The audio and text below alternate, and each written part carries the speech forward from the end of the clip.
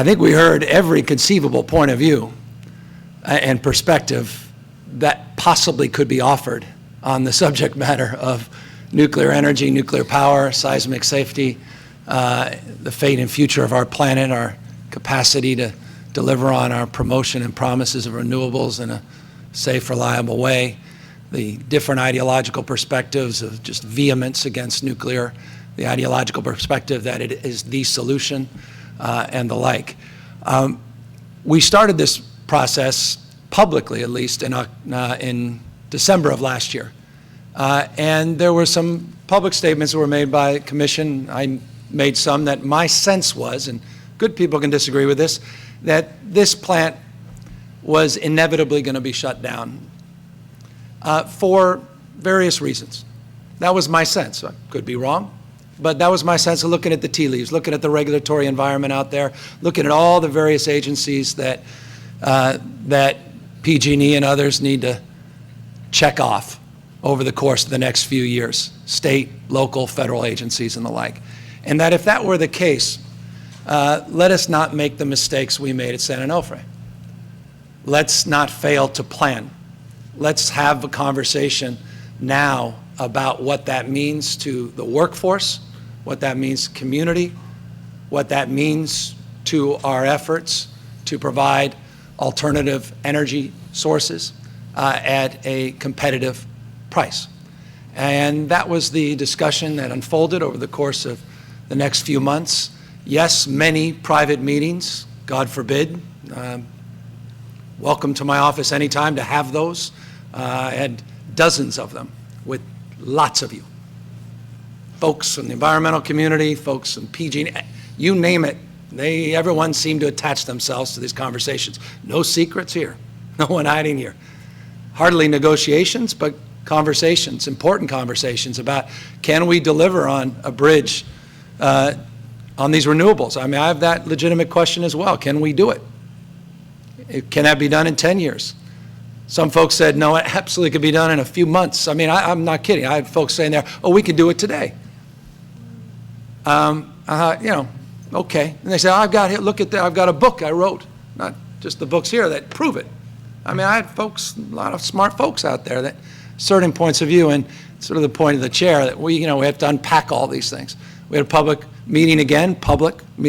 Not many folks showed up in February, but they were invited. We had another public meeting in April. We encouraged folks. Not many folks showed up to be invited in order to get feedback, in order to engage. And then when we got closer to this date, there was some more vigor in terms of those meetings that were being held. We made great progress with labor. That was, to me, a foundational issue. That's what we expressed in December. We want to take care of our workforce. They matter.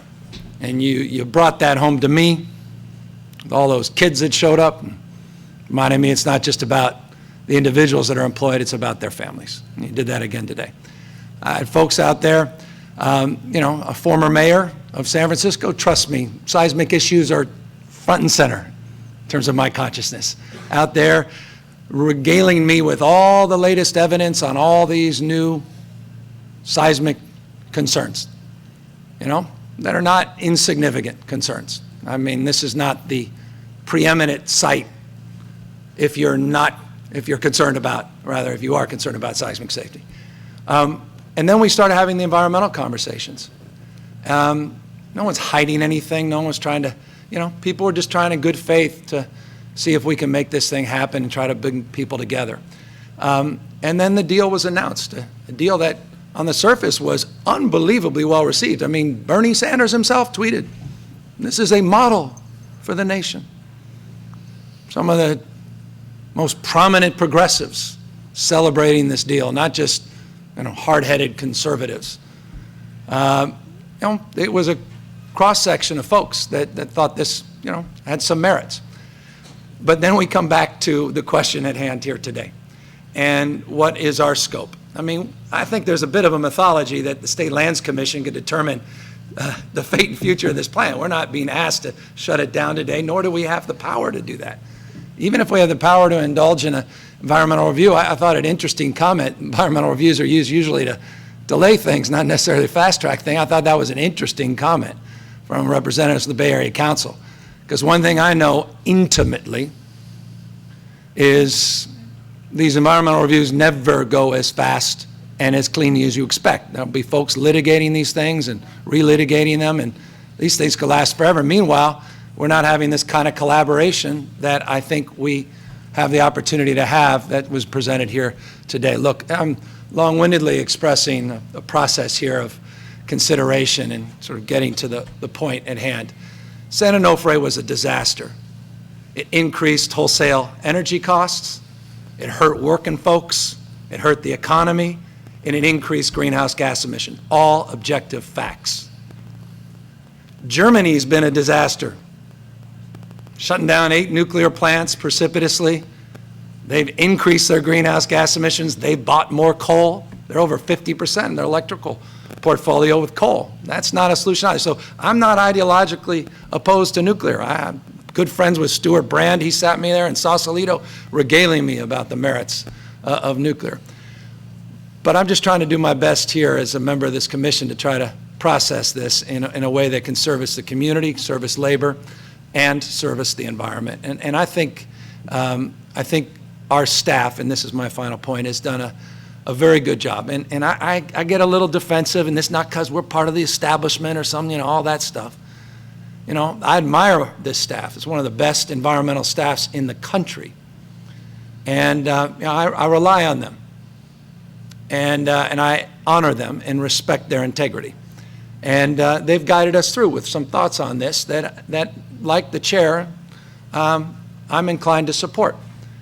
And I appreciate, Jennifer, your willingness to hold the parties accountable to the promises, because I heard that expressed through public comment that there's a lot of mistrust out there, and we have the opportunity to do that because we have a trigger on this lease that says if you're not following through on all these things, this lease expires, it terminates, which should be a celebration for those folks that are opposed. That's not even conditional on an environmental review, by the way.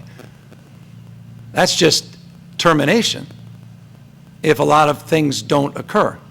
That's actually even more potent and powerful than an environmental review that actually has limited scope, not as broad as I think some people suggest.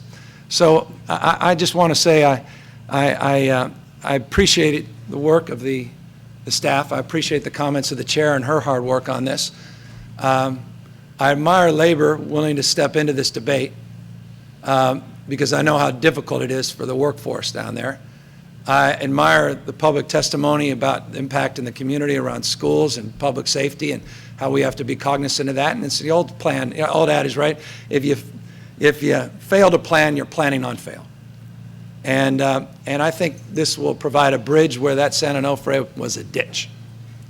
And we have the opportunity to hold folks accountable and do something I think that at the end of the day we can all be proud of.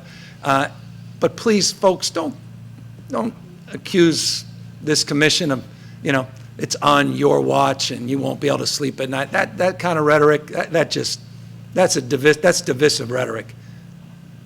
These are weighty topics, but that kind of threat, that doesn't do you, actually, you lose a lot in that.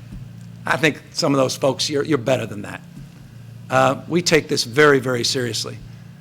And I know you do too, and I wish we can present our points of view in a more enlivening manner, particularly with the kids that are presented here. They're looking for a little better example than that. So with that, I'm going to be supportive as well, with appreciation of your point of view around our water boards doing what they're supposed to be doing, and support the recommendation from staff and move this on, unless you have some compelling arguments that would disrupt this point of view and undermine it. Okay. Commissioner Ortega. I do not. I am also in support of the staff's recommendation. Well, that was too easy. So with that, I would officially move, Madam Chair, the item and staff recommendation. Okay, we have a motion by Commissioner Newsom to adopt the staff recommendation. Second. Second by Commissioner Ortega without objection. Such will be the order. Thank you. Thank you all.